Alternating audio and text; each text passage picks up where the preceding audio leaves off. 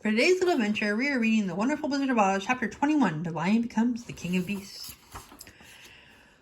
After climbing down from the China Wall, the travelers found themselves in a disagreeable country full of bogs and marshes covered with tall, rank grass. It was difficult to walk far without falling into the muddy holes, for the grass was so thick that it hid them from sight. However, by carefully picking their way, they got safely along until they reached solid ground. But here the country seemed wilder than ever, and after a long and tiresome walk through the underbrush, they entered another forest, where the trees were bigger and older than any other they had ever seen. "The forest is perfectly delightful," declared the lion, looking around with him with joy. "Never have I seen a more beautiful place." "It seems gloomy," said the scarecrow. "Not a bit of it," answered the lion. "I should live here all my life. See how soft and dry leaves are under your feet, and how rich and green the moss is that clings to those old trees. Surely no wild beast could wish a pleasanter home." "Perhaps there are wild beasts in the forest now," said Dorothy. "I suppose there are," returned the lion, "but I do not see any of them about."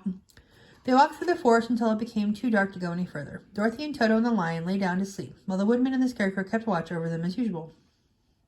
When morning came, they started again.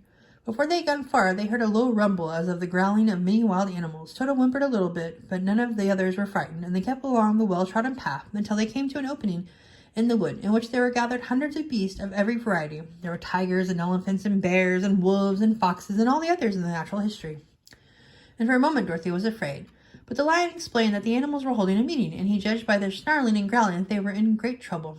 As he spoke, several of the beasts caught sight of him, and at once the great assemblage hushed as if by magic. The biggest of the tigers came up to the lion and bowed, saying, "Welcome, O King of the Beasts!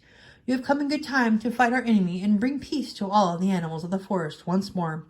"What is your trouble?" asked the lion quietly. "We are all threatened," answered the tiger, "by a fierce enemy which has lately come into this forest. It is a most tremendous monster, like a great spider, with a body as big as an elephant and legs as long as a tree trunk.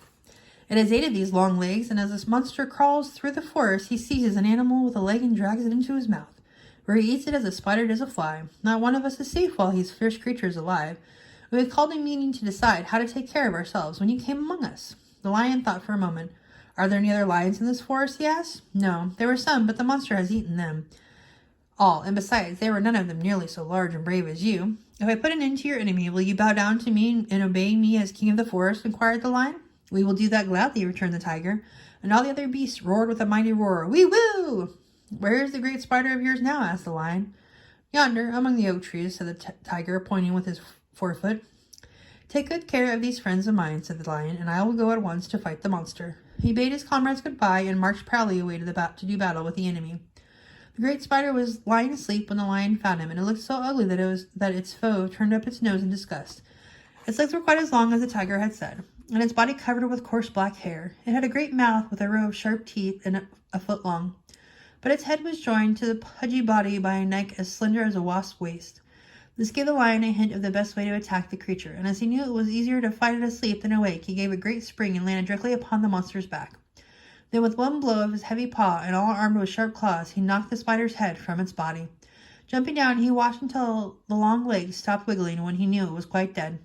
The lion went back to the opening where the beasts of the forest were waiting for him, and said proudly, "You need fear your enemy no longer."